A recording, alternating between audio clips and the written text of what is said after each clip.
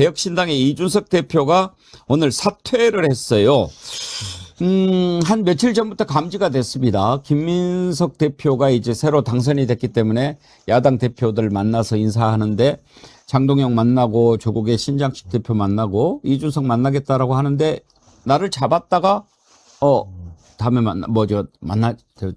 연기합시다 뭐 이런 거예요. 그래서 뭐지? 했는데 그만두겠다라고 합니다. 먼저 오늘 그 사퇴 기자회견을 했는데 그 내용을 좀 듣고 얘기를 해보죠. 저는 오늘 개혁신당 대표직에서 물러납니다. 지방선거 이후 석 달 남짓 저는 당의 자강과 쇄신을 위한 고민과 제안을 해왔습니다. 그러나 당 안에서 충분한 호응을 얻지 못했습니다. 누구의 탓도 아닙니다. 설득해내지 못한 책임은 전적으로 대표인 저에게 있습니다. 방향에 대한 합의 없이 그 일정을 맞을 수는 없다고 판단했습니다. 제가 오히려 당내 다른 구성원들이 하고자 하는 일을 가로막고 있었다면 그 자리를 비우는 것이 제가 당을 위해 선택해야 할 길이라고 생각했습니다. 예, 이유가 뭔가 궁금한데, 이제 지방선거 패배도 있고, 그 다음에 정의한, 개혁신당의 후보 파문도 있고 그렇습니다만은 약간 좀 의외인데 뭐가 혹시 문제였다고 보십니까? 그러니까 오늘 그 이기인 사무총장이 나와서 설명하는 내용도 들어보고 했는데요. 기본적으로는 6.3 지방선거 이후에 그 기초의원 한 명밖에 그 자리를 얻지 못하고 국민 외면을 받은 데 대한 어떤 반성적인 고려가 있는 것처럼 이야기를 제가 이해를 했는데, 그렇다면 시점이 좀 어떻게 보면 되게 뚱딴지 같다는 인상을 받고요. 왜냐하면 6.3 지방선거에 대한 패인이 어떤 직을 내려놓게 된 요인이었다면 그 직후가 좋았을 텐데, 그래서 혹시 정의한 이 사태라고 해도 되는 거죠. 이건 있을 수 없는 일을 했고 그것과 연동된 거 아니냐는 그 취지의 어떤 질문에도 꼭 그렇지는 않다. 오히려 책임지는 모습을 보여주기 위해서 당대표직을 유지하고 있다가 지금 이제 내려온다라고 하는데, 그것도 그렇게 큰 설득력은 없어 보이고, 한편으로는 지금 국민의힘과의 모종의 어떤 연결고리를 계속 지금 가져간다는 그런 기사들도 많이 나오고 접촉면을 늘려가고 있는데, 그런 사전 포석으로서 좀 뭔가 국민의힘과 당대당 통합 같은 거에 하나의 이 신호탄이 아닌가라는 분석도 나오는데, 다만 그러기에는 국민의힘에서 대단히 좀 차가운 반응이었다는 그런 이야기들이 많아서요. 얼마나 유의미한지는 좀 의문입니다. 이준석 대표가 대표직을 사퇴한다. 이게 대단한 뉴스라서 다룬다기보다는요. 저는 좀 이걸 여러 가지 의미로 생각을 합니다. 지금 뭔가 큰 변화가 좀 일어나고 있는 지각 변동의 어떤 접어든 거 아닌가 하는 생각이 드는데, 그건 좀 이따가 따로 따져보기로 하고, 이준석에 대해서 우리가 갖고 있는 이미지는 좀 별로 좋지 않은 게 많죠. 벌써 우리 댓글도 보면 강영기님 또 뭔 짓거리 하려고, 박혜리님 잘 가라 멀리 안 나간다 그러셨는데 또 뭔 짓을 하려고 이렇게 생각하는 분들이 많아요. 그런데 이제 최근에 들려오는 얘기를 보면 천하람 원내대표하고 다퉜다 이런 얘기도 들리던데, 혹시 신윤규 대표님 들은 얘기 있어요? 이제 그 천하람 의원과 이준석 대표의 관계가 상당히 좀 오묘한 부분이 있습니다. 그러니까 과거에도 사실 이준석이라는 어떤 리더가 있다면 천하람 의원은 그 이준석을 서포팅하는 관계이기는 한데, 또 그렇다고 해서 또 이준석 대표와 어떤 상하 관계로 묶여 있냐라고 하면 또 그런 관계는 또 아니거든요. 그러다 보니까 아마 이제 당이 어려움을 겪으면서 서로 어떤 방향성도 달랐을 것이고 또 책임 공방도 좀 있지 않았을까, 그런 생각도 듭니다. 근데 결국은 오늘 이준석 대표의 기자회견을 통해서 우리가 받을 수 있는 어떤 추론할 수 있는 내용들은, 뭔가 본인의 제안을 했는데 당내 구성원들이 지금 반발을 했다는 거 아니겠습니까? 그러니까 본인이 더 이상 지금 개혁신당 안에서 어떤 리더십을 유효하게 발휘할 수 없는 현실이라는 거는 아마 우리가 미루어 짐작할 수 있을 것이고, 그렇다라고 한다면 저 당의 리더십을 유일하게 이어받을 수 있는 사람은 원내에 있는 천하람 의원밖에 없거든요. 근데 천하람 의원과 또 뜻이 다르니까, 그럼 과연 천하람 의원이 이 다 죽어가는 정당의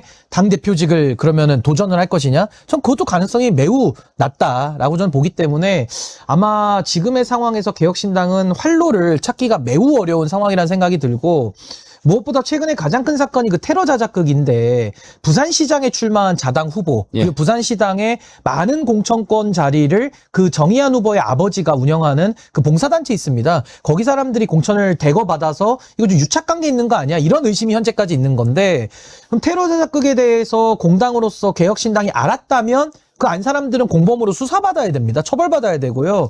만약에 몰랐다라고 하면은 본인들이 공천을 했기 때문에 공천과 관련돼서 국민들을 속였다라는 정치적 책임을 져야 되는 상황이거든요. 그런 상황에서는 지금 이 위기를 돌파하기가 매우 어렵다. 그리고 하나만 제가 더 말씀드리면 비대위원장이라는 제도를 없앴다고 합니다. 그 과거에 국민의힘에 있을 때 뭐 비대위원장 예. 가지고 본인들이 하도 고통을 많이 겪어서 이번에는 비대위라는 제도를 아예 없앴다고 하는데 그러면 이 당 안에서 다른 리더십을 뽑아야 되거든요. 그럼 과연 지금 다 소위 말해 망해가는 정당에 누가 대표로 출마하겠느냐. 아마 이 부분도 상당히 좀 해결하기 어려운 현실적 조건 아닌가 싶습니다.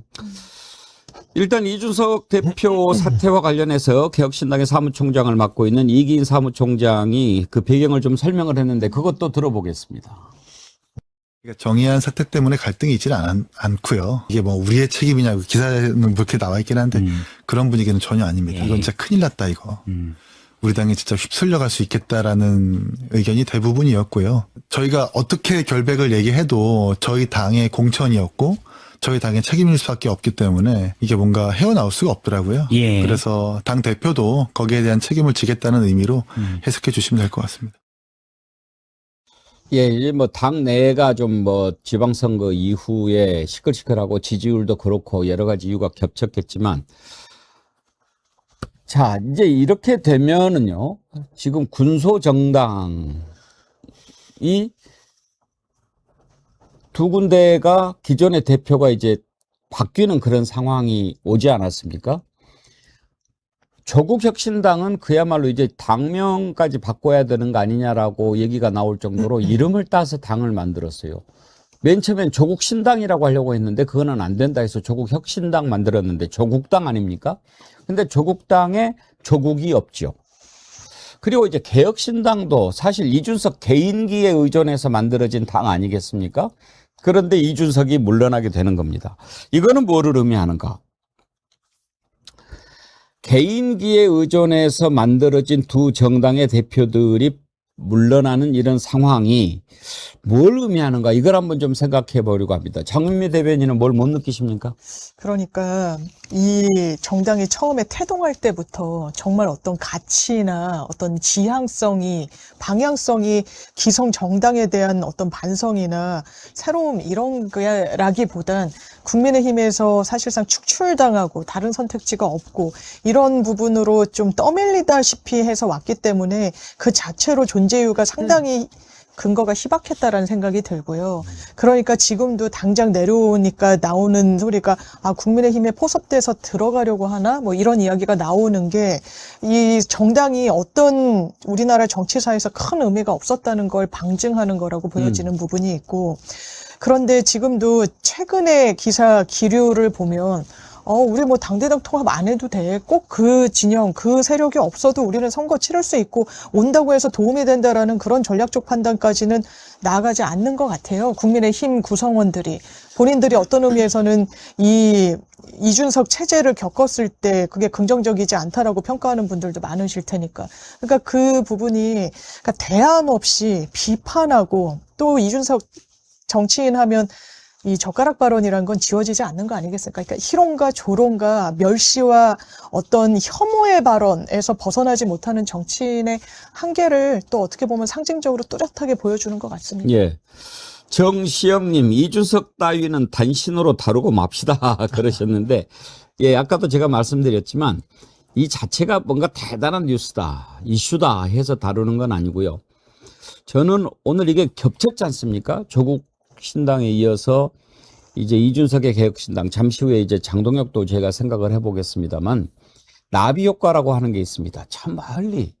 남미 대륙에서 나비의 날개짓 하나가 나중에는 미국 동부에 커다란 태풍으로 온다라고 하는 건데요. 이게 뭔가 의미하는 바가 있을 것 같아서 오늘 한번 들여다보는 거거든요. 저는 거대한 어떤 그 태풍이 몰려오고 있는 한 움직임, 나비의 날갯짓 이런 게 좀 느껴지거든요. 아니, 저는 앵커님 말씀에 전적으로 동의를 하고요. 지금 개혁신당은 현재 지지율은 한 2% 정도 내외에 나오고 예. 있기 때문에 아마 국민의힘에 뭐 흡수가 되고 싶더라도 이 정도 되면 흡수할 매력도 못 느껴서 아마 당을 해산하고 개별 입당해라라고 해도 무방할 정도 거의 대세에 지장이 없는 수준이라서 이준석의 정치는 사실 저는 실패했다라고 이제 규정을 전 될 것 같습니다. 냉정하게 얘기를 드려야 될 것 같고 그럼 왜 실패했냐?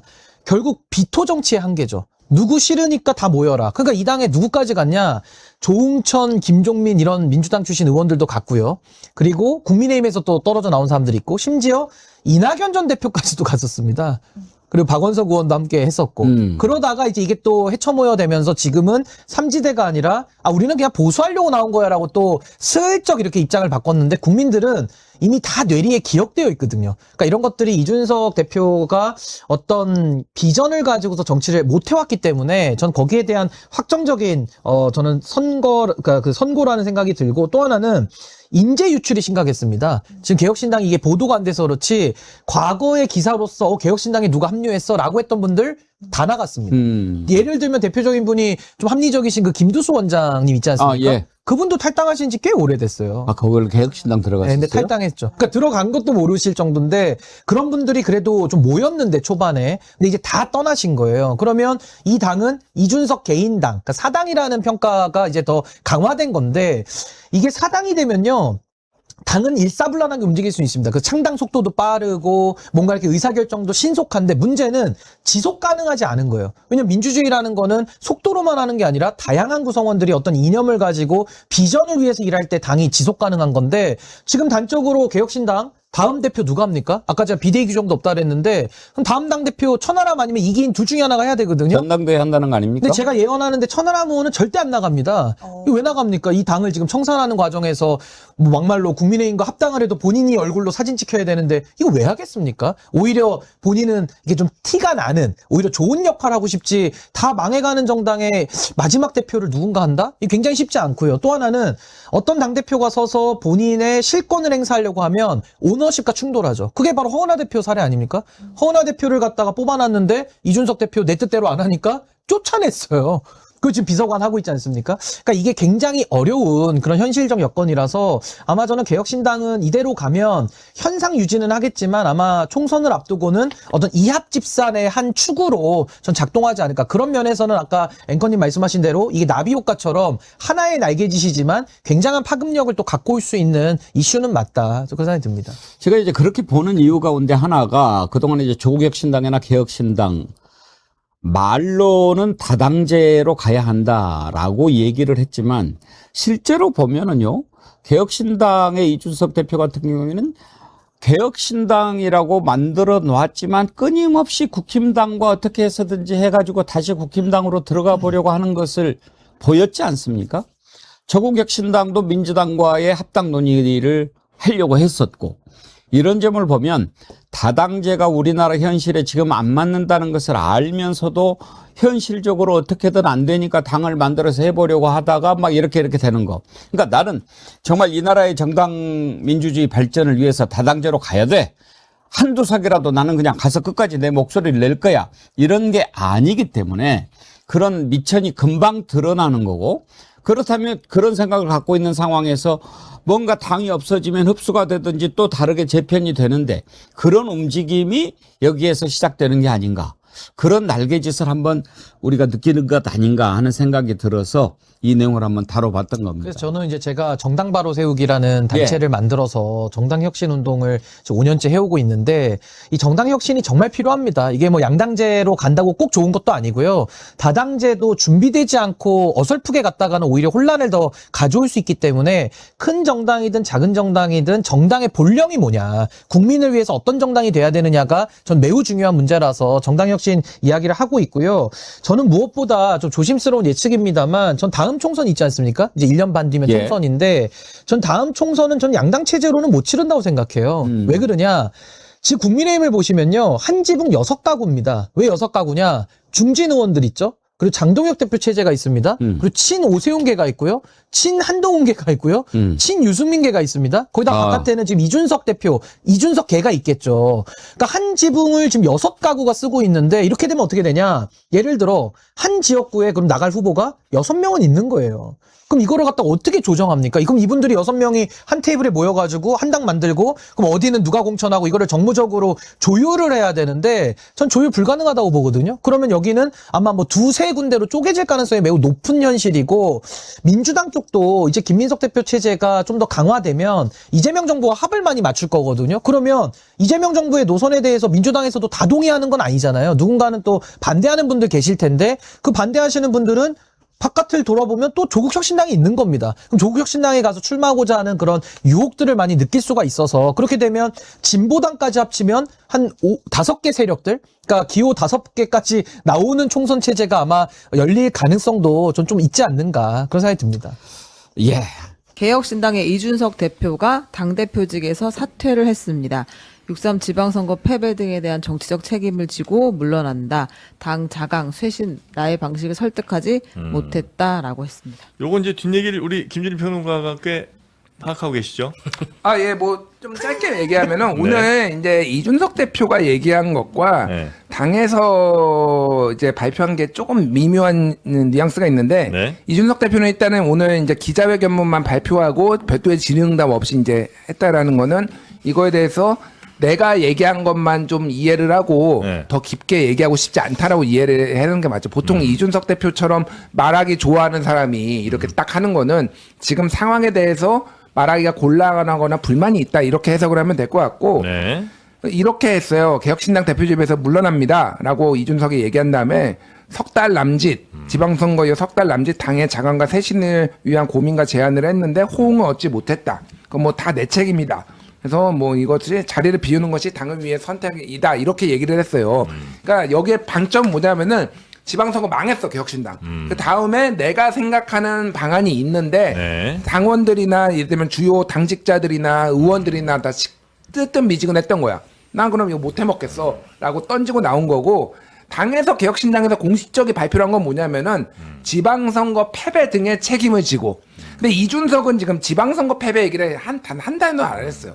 그러니까 물론 지방선거 결과가 안 좋아서 쇄신을 한다라고 하지만은 온도 차이가 있는 거예요. 그러니까 당에서는 지방선거 패배의 책임으로 이준석이 물러난 거고 이준석은 쇄신안이 지금 다 반대해서 안 됐다라고 지금 두 사람이 있는 거고 여기에 쇄신안의 핵심은 뭐냐? 이준석 의원은 경기 남부를 개혁신당의 본거지로 만들고 싶어해요. 그래서 주요한 당직자들한테 경기 남부를 다 본인의 지역구로 해라. 라고 했는데 주요한 국회의원들부터 주요 당직자가 그거 경기 남부를 한 사람은 이제 이기인 분당갑인가 을인가 이기인 한 명 빼놓고는 다 거기를 안 한 거야.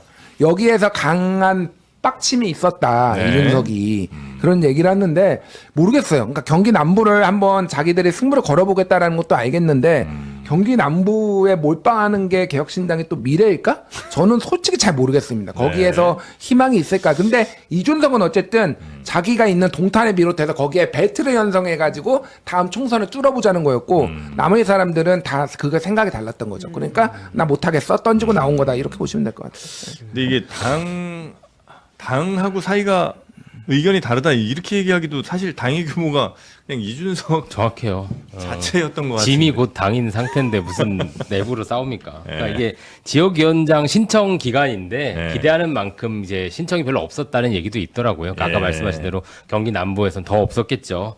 그러니까 근데 그 자체가 뭐 리더십의 붕괴인 건데 제가 이제 늘 개혁신당에 대해 말을 아끼지 않습니까? 네. 떠난 우물에 침을 안 뱉으려고.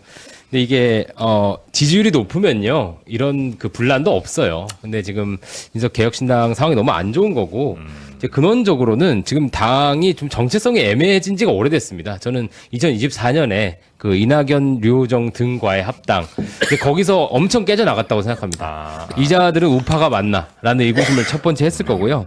그다음에 2030 청년 지지자들의 지지를 받는 정당이라고 보기도 어려워요 이제. 그 대선 때는 상대평가로 주표를 받은 겁니다. 근데 기존의 어떤 시드가 될 수 있는 청년들 다 떠났고요. 이런 본질적 문제가 있는데 이준석 대표는 늘 여의도 플레이만 해요. 이게 뭐 그 당의 정체성이나 이런 거 그 노선에 대한 얘기를 안 하고, 그러니까 이분이 좋은 정치가가 되기를 바라지 선거 전문가가 되기를 바라는 사람은 없어요. 근데 그렇게 선거가 좋으면 컨설팅 업체를 차리면 됩니다. 아주 잘하실 것 같은데 그렇게 안 하고 이제 정당 대표로 있으면서 그런 걸 다 게을리하니까 그 퇴적된 상태들이 계속 여기까지 온 거예요. 지금 이제 페이스북이나 이런 데 가면 그 전직 당직자들의 이제 그런 비화, 이제 글들이 엄청나게 많습니다. 이제 화제도 안 돼요. 이런 문제도 있고 저런 문제도 있었다. 그러니까 이런 상황 자체를 뭐 회피하고 싶었던 건지 모르겠는데 결국 저는 이걸 극복하기보다 흡수합당 국민의힘으로 되는 쪽으로 갈 가능성이 높다고 생각해요. 흡수합당이에요. 안 그래도 지금 뭐 천하람 의원이 국민의힘에 합류한다라는 이야기도 돌았다는 거예요. 그래요? 네. 물론 이제 당에서는 사실과 다르다고 이야기하긴 했는데 네네. 실제로 그러면 이제 이준석, 천하람 두 사람의 관계도 돌이킬 수 없을 만큼 이제 안 좋아진 거예요? 그러니까 그런 밭글들이 엄청 돌더라고요. 그거는 좀 제가 보기에는 뭐 많이 약간 과장이 있고요. 근데 생각이 어느 정도 다른 거는 부인할 수 없다. 뭐 이 정도로 보시면 될 것 같고. 그러니까 지금 이석환 평론가가 아주 점잖게 얘기를 했는데 네. 개혁신당인데 개혁이 있나? 이 정당에? 원래 민주당에 민주 없고 국민의힘에 국민이 없고 정의당에는 원래 정의가 없어요. 개혁신당에는 개혁이 없어요. 제가 보기에는. 뭘 개혁하죠, 이 정당이? 그리고 뭐 그들이 그 합류했던 분들이 다 자기 살 길 찾아서 떠난 거라고 할지라도 허은하 뭐 비서관이라든지 뭐 이제 김용남 전 의원 이런 분들을 제외하고더라도 예를 들면은 제가 이제 되게 좀 좋아하는 분인데 김두수라고 민주당에 계셨던 분인데 이준석하고 같이 이게 새로운 정치 해보겠다고 오신 분이에요. 네. 이분 형이 이제 김두관이에요. 예, 그러니까 민주당에 굉장히 오랫동안 뿌리를 내렸던 분입니다. 그런데 이분이 개혁연구원장이라고 또 연구 조직을 맡았는데 올해였나 작년이었나 그만뒀어요. 예, 그러니까 더 이상 같이 가기 힘들다. 그러니까 이게 여러 가지 문제점이 있죠. 근데 이게 제가 보기에는 리더십에 있어서는 네. 단순히 지 살길 찾아간 거지라고만 말할 수가 없어요. 이 정당은 제가 보기엔 문제가 많습니다. 워낙 이제 작은 정당이다 보니 한계도 있고 뭘 해도 잘 뭐 사람들이 관심도 안 가져주고 하는 그런 분명한 어려움은 있겠으나 그렇다고 해도 그 아까 말씀하신 것처럼 하겠다는 게 분명히 좀 있었잖아요. 그죠? 그 하겠다는 것조차 잘 못하고 있었던 게 아닌가. 그러니까 그 어려운 상황 알면서도 온 사람들, 합류한 사람들도 다 하나하나씩 이렇게 빠져나가는 건 아닌가 하는 생각도 들기는 합니다.